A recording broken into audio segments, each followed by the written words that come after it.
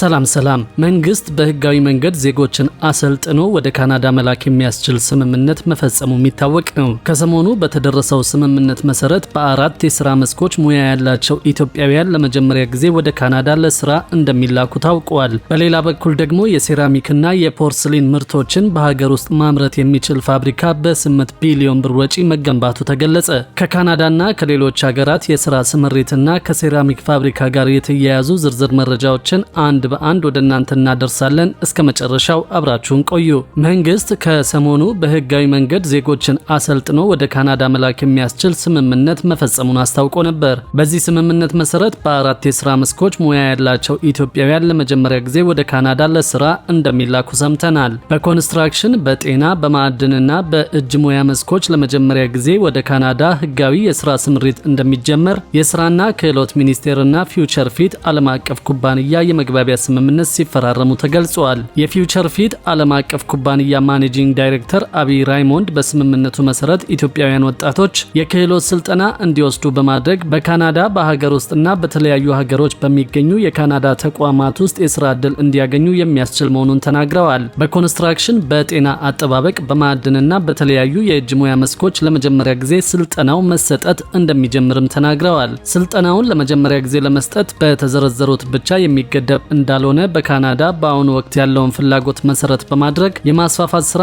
እንደሚከናወንም ተናግረዋል። ስልጠናው ክፍያ እንደሌለው ሆኖም እድሉን ለማግኘት በሚደረገው ምልመላ ብቁ ሆኖ መገኘት እንደሚያስፈልግ ጠቁመዋል። ዜጎችን ወደ ካናዳ መላክ ብቻ ሳይሆን በዓለም አቀፍ ደረጃ ተፈላጊና ብቁ እንዲሆኑ የሚያስችል ክህሎት እንዲኖራቸው ማድረግ ትኩረቱ መሆኑን አስረድተዋል። በዓመት ምን ያህል ዜጎች ስልጠና ይወስዳሉ የሚለው ምርጫ ተደርጎ የማጣራት ስራ ከተከናወነና ስልጠና ከተሰጠ በኋላ እንደሚታወቅ ተናግረዋል። የተማሩ ዜጎች ቅድሚያ እንደሚሰጣቸው፣ ለመጀመሪያው ስልጠና የሚሆኑ ዜጎች በስራና ክህሎት ሚኒስቴር በኩል ከተመዘገቡ እንደሚመለመሉ፣ በቀጣይ ግን በዩኒቨርሲቲዎችና በኮሌጆች ምዝገባ እንደሚጀምር አስረድተዋል።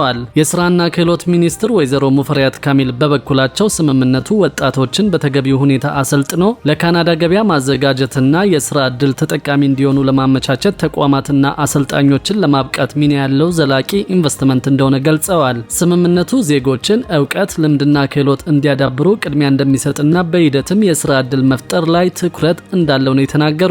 የተለያዩ አካላት ወደ ካናዳ ሰው እንልካለን እያሉ እያግሏሉ እንደሆነ እናውቃለን። በመንግስት በኩል ግን ከዚህ ስምምነት ውጭ ሌላ ህጋዊ እውቅና ያለው ስምምነት የሌለ መሆኑን በማህበራዊ ሚዲያዎቻችን ለማሳወቅ ሞክረናል ብለዋል። ወደ ካናዳ ከሚደረገው የሥራ ስምሪት ጋር ተያይዞ ምንም አይነት ህጋዊ ፍቃድ ሳይኖራቸው ወደ ካናዳ እንልካለን በማለት ዜጎችን የሚያጭበረብሩ ህገወጦች አካላት መኖራቸውን፣ በዚህም ህብረተሰቡ ራሱን ሊጠብቅ እንደሚገባ አሳስበዋል። ሚኒስቴሩ ወደ ካናዳ የሥራ ስምሪት ለመስጠት ለመጀመሪያ ጊዜ በህጋዊ መንገድ የተፈራረመው በካናዳ መንግስት እውቅና ካለው ከፊውቸር ፊት ድርጅት ጋር መሆኑን፣ ወደ ምልመላ የሚገባው ደግሞ በኢትዮጵያ የሥራ ገበያ መረጃ ስርዓት ወይም ኤልኤምኤስ አማካኝነት ብቻ መሆኑን አስረድተዋል።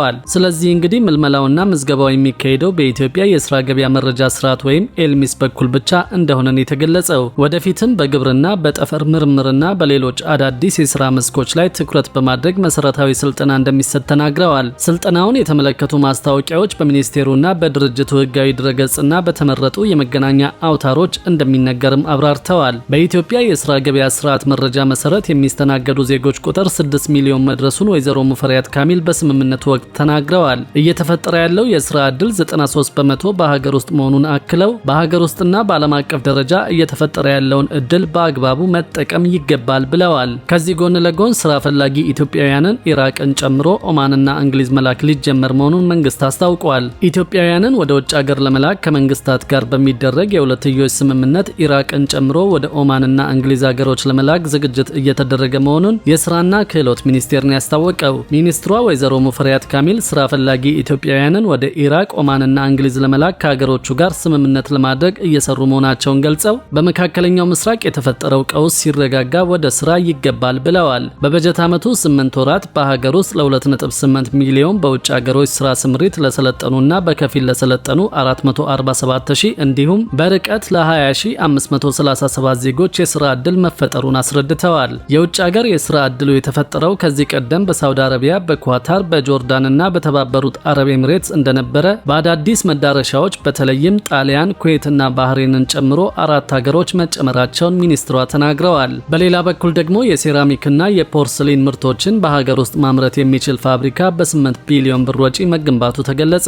በዓመት 14 ሚሊዮን ስኩዌር ሜትር የሚሆን የሴራሚክና የፖርሰሊን ምርቶችን በማምረት ሀገራዊ ፍላጎትን በማሟላት ኢትዮጵያ ከውጭ የምታስገባው ምርት ሙሉ በሙሉ ያስቀራል የተባለ ፋብሪካ በ8 ቢሊዮን ብር በቅርቡ ወደ ስራ ሊገባ መሆኑ ተገልጿል። በኢትዮጵያ ውስጥ ትልቁ የሴራሚክ ፋብሪካ ነው የተባለውና በቱለፋ ከተማ በ30 ሄክታር በዘመናዊ ቴክኖሎጂ በመታገዝ የሚያመርቱት ማንሰን ኢንቨስትመንትና ባይጂያ ሴራሚክ ማኑፋክቸሪንግ የተሰኙ ኩባንያዎች መሆናቸው ተገልጿል። ለኢትዮጵያ ገበያ ተስማሚ የሆኑ ጥራት ያላቸውና በልዩ ሁኔታ ዲዛይን የተደረጉ የሴራሚክና የፖርሰሊን ምርቶችን ባይጂያ ሴራሚክ ማኑፋክቸሪንግ ከተሰኘው የቻይና ኩባንያ ጋር በኢትዮጵያ ለመመስረትና በብቸኝነት ለማከፋፈል የሚያስችል ስምምነት የተፈረመው በኢዮቤልዩ ቤተ መንግስት ውስጥ ነው። ስምምነቱ ለኢትዮጵያ ገበያ ተስማሚ የሆኑ ጥራት ያላቸውና በልዩ ሁኔታ ዲዛይን ስምምነቱ የሴራሚክና የፖርሰሊን ምርቶችን በባይጂያ ሴራሚክ ማኑፋክቸሪንግ አማካኝነት በኢትዮጵያ ለማስመረትና በብቸኝነት ለማከፋፈል የሚያስችል ስትራቴጂካዊ ስምምነት መሆኑ ተገልጿል። ባይጂያ ሴራሚክ ማኑፋክቸሪንግ አጋር በመሆን ምርቶቹን ቴክኒካዊ ደረጃዎች፣ የምርት ስያሜ መስፈርቶችንና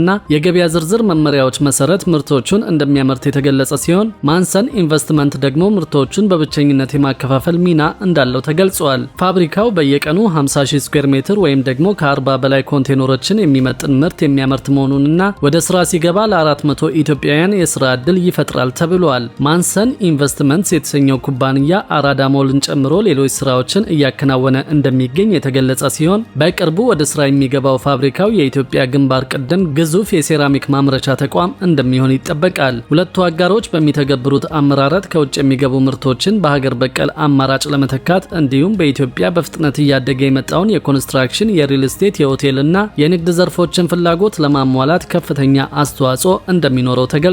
የማንሰን ኢንቨስትመንትስ ዋና ስራ አስፈጻሚ አቶ ዳዊት እርገቱ አጋርነቱን አስመልክተው ሲናገሩ ይህ አጋርነት ማንሰን ጥራት ያላቸውና በገበያ ፍላጎት ላይ የተመሰረቱ ምርቶችን በተቀናጀ የሀገር ውስጥ ኢንዱስትሪ ትብብር ለኢትዮጵያ ገበያ ለማቅረብ ያለመ ነው ብለዋል። የባይጂያ ሴራሚክ ማኑፋክቸሪንግ ዋና ስራ አስኪያጅ ጃንግ ሁዋ በበኩላቸው ፕሮጀክቱ ከውጭ የሚገቡ ምርቶችን በሀገር ውስጥ በመተካት የውጭ ምንዛሪ ፍሰትን በመቀነስና ጥራት ያላቸው የሴራሚክ ምርቶች በኢትዮጵያ እንዲመረቱ በማድረግ ሀገሪቱ ለምትፈልጋቸው የኢንዱስትሪ ልማት እቅዶች የሚደግፍ እንደሆነ ተናግረዋል።